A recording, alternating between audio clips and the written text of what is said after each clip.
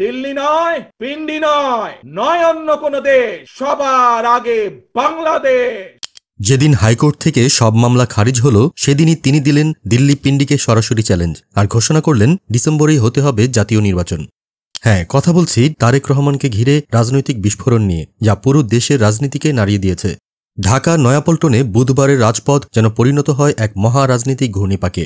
দুপুরেই high court জানিয়ে দিল তারেক রহমান ও স্ত্রী জুবাইদা রহমান দুর্নীতির মামলায় নির্দোষ। দীর্ঘ ১৬ বছরের পুরনো মামলার অবসান, আর সেই সঙ্গে শেষ হল এক দুঃসহ অধ্যায়। এই রায় মানেই তারেক রহমান এখন পুরোপুরি মুক্ত, পুরোপুরি প্রস্তুত। আর বিএনপির নেতাকর্মীরা উৎসবে ফেটে পড়েছে, কারণ এখন আর কোনো বাধা নেই। তাদের নেতা ফিরে এসেছেন দৃপ্ত ভঙ্গিতে। আর বিকেলেই লন্ডন থেকে ভার্চুয়ালি যুক্ত হয়ে নয়াপল্টনের তারুণ্যের সমাবেশে তারেক রহমান যা বললেন তা যেন রাজনীতির হাই ভোল্টেজ স্নায়ুযুদ্ধ শুরু করে দিল। তিনি বললেন, ডিসেম্বরের মধ্যেই জাতীয় নির্বাচন চাই, আর টালবাহানা করলে জনগণের চরম প্রতিক্রিয়ার জন্য সরকারকে প্রস্তুত থাকতে হবে। তার কণ্ঠে ছিল দৃঢ়তা, কথায় ছিল হুঁশিয়ারি, আর বার্তায় ছিল একদম সোজা চ্যালেঞ্জ। দিল্লি নয়, পিন্ডি নয়, নয় অন্য কোনো দেশ, সবার আগে বাংলাদেশ। এই স্লোগান ভাইরাল হয়ে গেল মুহূর্তেই। একদিকে ভারতের রাজনৈতিক প্রভাব নিয়ে স্পষ্ট ইঙ্গিত, অন্যদিকে অতীত পাকিস্তানপন্থীদের প্রতিও কড়া বার্তা।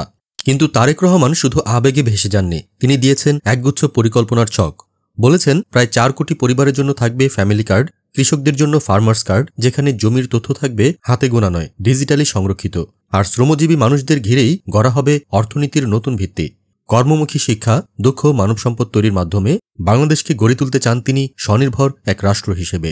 তারেক রহমান সরাসরি বলেন, নির্বাচন নিয়ে চলছে নাটক। কখনো বলা হয় অল্প সংস্কার, কখনো বেশি সংস্কার।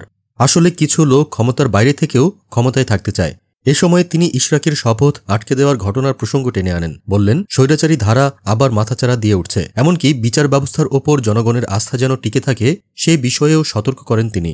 তারেক রহমানের বার্তা ছিল পরিষ্কার, রাজনীতি করতে হলে মাঠে আসুন, ক্ষমতা ছেড়ে জনগণের রায়ে অংশ নিন।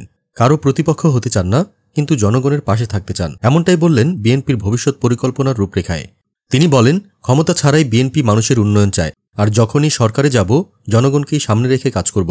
এই ভাষণে শুধু প্রত্যয় নয়, ছিল রাজনৈতিক কৌশলও। একদিকে মামলা থেকে মুক্তি, অন্যদিকে নির্বাচনের আলটিমেটাম। তারেক রহমান এখন রাজনীতির কেন্দ্রবিন্দুতে, আর বিএনপি যেন বলে দিচ্ছে ডিসেম্বরই আমাদের সময়সীমা। প্রশ্ন এখন একটাই, সরকার কিভাবে এই চাপের জবাব দেবে?